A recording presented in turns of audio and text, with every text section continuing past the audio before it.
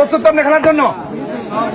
চেষ্টা করবেন হলো 6টার 6টায় বেলানোর জন্য। ভালো করে সুন্দরভাবে সাজাবেন এবং সুন্দরভাবে এই জিনিসটা তোলার জন্য চেষ্টা করবেন, ঠিক আছে?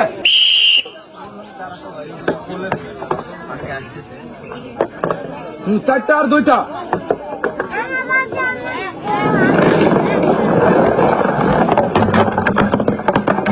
কয়টা যায়? কয়টা? 2টা, 3টা, 1টা,